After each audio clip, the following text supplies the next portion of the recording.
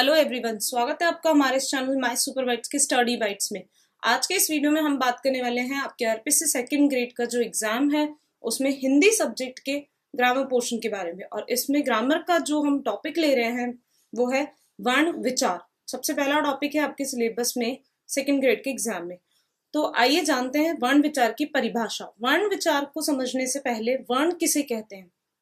जब भी हम कुछ बोलते हैं तो मुंह से ध्वनि निकलती है, और जब उस ध्वनि को लिखित रूप में कुछ चिन्हों के माध्यम से, कुछ उस संकेत के माध्यम से प्रदर्शित किया जाता है, और जब उस चिन्ह को तोड़ा ना जा सके, उसके खंड अधिक ना किए जा सके, तब बनता है वर्ण। अर्थात वर्ण जो है वो सबसे ध्वनि की सबसे छोटी इकाई है जिसके टुकड़े नहीं किए जा सकते हैं, उसे वर्ण कहते हैं। वर्ण एक ऐसी ध्वनि जिसको विभाजित ना किया जा सके, और वर्ण को अक्षर भी कहा जाता है, जिसे हम आपने पढ़े होंगे आ, ये सब अक्षर हैं। वर्ण जिसे इंग्लिश में लेटर और अल्फाबेट कहते हैं। और वर्णों का जो क्रमबद्ध समूह होता है, पूरी एक क्रमबद्ध वो होती है, उसे कहते हैं वर्णमाला। इस प्रकार से वर्ण किसे कहते हैं? वर्ण ध्वनि की सबसे छोटी इकाई जिसको खंडित, जिसको टुकड़े, जिसको विभाजित नहीं किया जा सके, उसे वर्ण कहते हैं। वर्ण जैसे कि आपके सामने उदाहरण है राम। तो राम जो है यह दो अक्षरों को रा प्लस मैं, इसको मिलाकर के बना है। अब जब हम इसको तोड़ेंगे तो रा में भी र प्लस आ, और मैं को जब हम तोड़ेंगे तो मैं प्लस अ। अब इनके इससे अधिक टुकड़े नहीं हो सकते, र प्लस आ के और मैं प्लस अ के। तो इस प्रकार से जो ये है र प्लस आ, मैं प्लस अ, ये कहलाएंगे वर्ण। ये इसमें दो ध्वनियां हो गई, रा प्लस मैं, और जब हमने इनके टुकड़े किए तो इसमें चार ध्वनियां हो गई, और ये हो गए। इसके इससे ज्यादा टुकड़े नहीं हो सकते। तो यह वर्ण की परिभाषा में आएंगे। नेक्स्ट, वर्णों का प्रकार। वर्ण मुख्य रूप से दो तरीके के होते हैं, स्वर वर्ण और व्यंजन वर्ण। स्वर वर्ण किसे कहते हैं देखते हैं। ये जो स्वर वर्ण होते हैं, ऐसे वर्ण जिनको बोलने में किसी अन्य अक्षर की सहायता नहीं लेनी पड़ती, उन्हें कहा जाता है स्वर वर्ण। जैसे कि आपने ऊपर एक उदाहरण भी देखा, रा प्लस मैं। तो रा में हमने सहायता ले रखी है आ की, र प्लस आ, तो जो ये है ये व्यंजन होगा, इसमें सहायता ली गई है। लेकिन जिसमें सहायता नहीं ली जाती, जो स्वतंत्र रूप से मुख से निकलते हैं, वो वर्ड, जो वो अक्षर हैं, वो कहलाते हैं स्वर। ऐसे अक्षर जिनको बोलने में किसी और अक्षर की सहायता नहीं लेनी पड़ती, स्वतंत्र रूप से उनका उच्चारण किया जाता है, जिन ध्वनियों के उच्चारण में मुख से हवा बिना किसी अन्य वर्ण की सहायता के निकलती है, उसे कहा जाता है स्वर। स्वर जो है 11 होते हैं संख्या में हिंदी में, और वो है ए, आ, ई, उ, री, ए, आई, ओ, औ। इस प्रकार से ये स्वर हुए 11। उच्चारण की दृष्टि से भी स्वर को विभाजित किया जाता है। इसके 3 भेद किए गए हैं उच्चारण की दृष्टि से। तो सबसे पहले जो स्वर आता है वो है ह्रस्व स्वर। ह्रस्व स्वर वे स्वर होते हैं जिनको बोलने में सबसे कम समय लगता है। आप ऐसे भी समझ सकते हैं कि इनमें किसी मात्रा की आवश्यकता नहीं होती, इस तुरंत मुंह से निकल जाते हैं बिना किसी अन्य अक्षर के। तो वे स्वर जिन्हें बोलने में सबसे कम समय लगता है, एक मात्रा जितना समय लगता है, उसे कहते हैं ह्रस्व, लघु या मूल स्वर, कुछ भी कह सकते हैं यहाँ पर। ये 4 होते हैं संख्या में, अ, ई, उ, री। ये 4 स्वर आते हैं ह्रस्व स्वर की गिनती में। नेक्स्ट है दीर्घ स्वर। दीर्घ स्वर वे स्वर जिनके उच्चारण में ह्रस्व स्वर से दुगना समय लगता है। मात्रा के आधार पर देखिए तो जिनके उच्चारण में 2 मात्रा लगती है, वे स्वर हमेशा आते हैं दीर्घ स्वर में। ये संख्या में 7 होते हैं, आ, ई, उ, ए, आई, ओ, औ। तो इस प्रकार से ये 7 स्वर आते हैं दीर्घ स्वर में। नेक्स्ट है प्लुत स्वर। प्लुत स्वर, इनका उच्चारण में 3 गुना समय लगता है, और ये हिंदी भाषा में बहुत कम आते हैं। फिर भी उदाहरण के लिए आपके सामने जैसे कि है ओम, राम। तो ये जो ओम में ओम है और आराम में अ है, इस प्रकार के जो शब्द होते हैं, इस प्रकार के जो स्वर होते हैं वो प्लुत स्वर में आते हैं। नेक्स्ट बात करते हैं जो वर्ण विचार में दूसरा इसका भेद है व्यंजन वर्ण।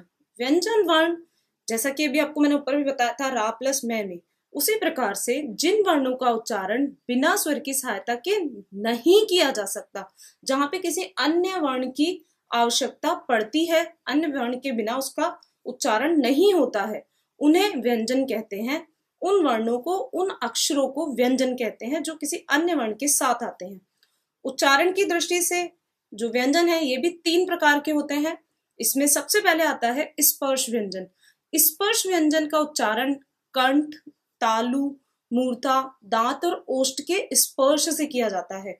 जो जीवा है वो बिल्कुल टच करके आती है कंठ, तालु, मूर्धा, दांत और ओष्ठ को, जो हमारे वोकल ऑर्गन्स हैं उनको टच करके आती है, और वो जो व्यंजन निकलते हैं उन्हें स्पर्श व्यंजन कहते हैं। और इनके वर्ग होते हैं, ये 5 वर्ग में 5 अक्षर होते हैं। वर्ग पंक्ति, पंक्ति में 5 अक्षर होंगे, उन पंक्तियों को वर्ग कहा जाता है, और वो वर्ग जो होते हैं वो 5 होते हैं संख्या में। जैसे कि सबसे पहला जो वर्ग होता है वो है कै वर्ग। कै वर्ग में 5 व्यंजन आते हैं, क, ख, ग, घ, ण, और इसका उच्चारण स्थान होता है कंठ।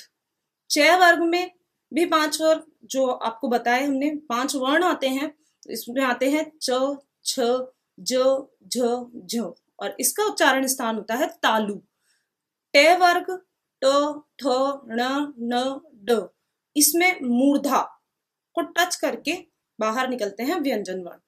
नेक्स्ट है त वर्ग, त, थ, द, ध, न, ये दांत इसका उच्चारण स्थान होता है। नेक्स्ट है प वर्ग, प, फ, ब, भ, म, यहां पर उच्चारण स्थान होता है ओष्ठ। इस प्रकार से ये 5 वर्ग, 5 वर्ग में क वर्ग, इनको इनके वर्ग के नाम से जाना जाता है। आप देखिएगा जो फर्स्ट वर्ण है, पहला वर्ण, वही वर्ग का नाम भी है। कै वर्ग, चै वर्ग, टे वर्ग, तै वर्ग और प वर्ग। नेक्स्ट है अंतस्थ व्यंजन। अंतस्थ व्यंजन ये स्पर्श और ऊष्म व्यंजनों के बीच में होते हैं। इनके उच्चारण करते समय जीवा जो है वो पूरे तरीके से उच्चारण स्थान जो है दांत, ओष्ठ, इन तक नहीं पहुंचती है, इसलिए ये उसके बीच में रह जाते हैं। अंत, इसलिए इन्हें कहा जाता है अंतस्थ व्यंजन। अंतस्थ व्यंजन में 4 व्यंजन आते हैं, य, र, ल, व। आप इनको बोल के देखिएगा, उच्चारण करके देखिएगा तो आपको ये और समझ में आ जाएगा। नेक्स्ट, थर्ड है ऊष्म व्यंजन। ऊष्म व्यंजन, इनका उच्चारण घर्षण से उत्पन्न होने वाली ऊष्म वायु से होता है, इसे इसीलिए इन्हें ऊष्म व्यंजन कहते हैं। कुछ वर्ण ऐसे होते हैं जो घर्षण के साथ जब वो बोले जाते हैं तो उनमें घर्षण होता है, और घर्षण से एक ऊष्मा निकलती है, और उस ऊष्मा की वजह से उन व्यंजनों का उच्चारण होता है, उन्हें कहा जाता है ऊष्म व्यंजन। इसमें भी 4 आते हैं, श, श, स, है। इस प्रकार से ये हुए व्यंजन वर्ण, जिसमें स्पर्श, अंतस्थ व्यंजन और ऊष्म व्यंजन आते हैं। कुछ होते हैं शब्द हिंदी में वर्ण विचार में अयोगवाह। अयोगवाह के अंतर्गत वे वर्ण आते हैं जिनकी अपनी मात्राएं होती हैं। इनको ये ना स्वर में काउंट होते हैं ना व्यंजन में काउंट होते हैं, ये अपनी मात्राओं के हिसाब से चलते हैं, और ये 3 प्रकार से माने गए हैं। सबसे पहले है अनुस्वार। अनुस्वार जिसमें हम बोलते हैं अंग, अंग, इसमें इसका उच्चारण जो होता है वो नाक से होता है। उदाहरण के लिए जैसे मैंने शब्द बोला रंग, अंग, इसमें इसको प्रदर्शित करने के लिए अनुस्वार को ऊपर बिंदु लगाया जाता है शब्द के ऊपर, उसे कहा जाता है अनुस्वार। नेक्स्ट है जो अयोगवाह में आएगा विसर्ग। विसर्ग, इसका उच्चारण स्थान जो है, उच्चारण जब करते हैं आपने देखा होगा विसर्ग लगा होता है, 2 बिंदु से लगे होते हैं। विसर्ग, इसका उच्चारण है की तरह होता है, और इसके उच्चारण में स्वर के बाद आता है ये। इसका जो उदाहरण है, शब्द उदाहरण के हैं वो इस तरीके से है, अतः, प्राय है, तो यहाँ पर 2 बिंदु लगे हुए हैं। अतः बोलते टाइम भी है का साउंड आपको सुनाई देगा, प्राय है, इस प्रकार से ये कहलाते हैं विसर्ग। नेक्स्ट है अनुनासिक। अनुनासिक जो है, इसमें इसका उच्चारण मुंह और नाक से होता है, और इन स्वरों पर चंद्र बिंदु लगाया जाता है। इसमें जब उच्चारण करते हैं तो नाक और मुंह से सांस आती है और इसलिए इनका उच्चारण स्थान हो जाता है नाक और मुंह। इसको प्रदर्शित करने के लिए चंद्र बिंदु लगाया जाता है इस प्रकार से, जैसे कि उदाहरण के शब्द हैं आपके सामने, गांव, मुंह, आंगन, कांपना। आप यहाँ पर देखिए इनमें चंद्र बिंदु लगा हुआ है। कुछ अन्य वर्ण जो कि आते हैं संयुक्त वर्ण में, जैसा कि इनके नाम से पता चल रहा है संयुक्त, मतलब जो दो ध्वनियां आपस में मिलती हैं उन्हें कहा जाता है संयुक्त ध्वनियां, और वो कहलाते हैं संयुक्त वर्ण। इसमें आते हैं श, त्र, ज्ञ। श, इसमें दो ध्वनियां मिली हुई है, क हलंत रहित और व, त्र तय पे भी हलंत प्लस र, और ज्ञ इसमें भी हलंत लगाकर इसका विच्छेद किया गया है, टुकड़े किए गए हैं। दो ध्वनियों को मिलाकर के जो वर्ण बनते हैं संयुक्त वर्ण कहलाते हैं। मोस्टली इसमें श, त्र, ज्ञ यही वर्ण आते हैं। तो इस प्रकार से इस वीडियो में हमने डिस्कस किया आपका सेकंड ग्रेड सिलेबस का टॉपिक वर्ण विचार, जिसमें हमने जाना वर्ण की परिभाषा। ध्वनि की सबसे छोटी इकाई जिसके टुकड़े नहीं किए जा सकते उसे कहा जाता है वर्ण। वर्ण जो है मुख्य रूप से दो तरीके के होते हैं, स्वर वर्ण और व्यंजन वर्ण। स्वर वर्ण जिनका उच्चारण स्वतंत्र रूप से बोला जाता है, जिनके लिए किसी अन्य वर्ण की आवश्यकता नहीं होती, और व्यंजन वर्ण जिनके उच्चारण में स्वर की सहायता के बिना जिनका उच्चारण नहीं किया जा सकता है, स्वर की सहायता ली जाती है, उसे कहा जाता है व्यंजन वर्ण। और इनके भेद के बारे में इसी प्रकार से हमारे चैनल ने बहुत सारे वीडियोस आपके लिए अपलोड किए हैं, आप उन्हें देखिए। हर सब्जेक्ट पे वीडियोस हैं। हमारे वीडियोस को लाइक कीजिए, शेयर कीजिए, कमेंट कीजिए। Thank you.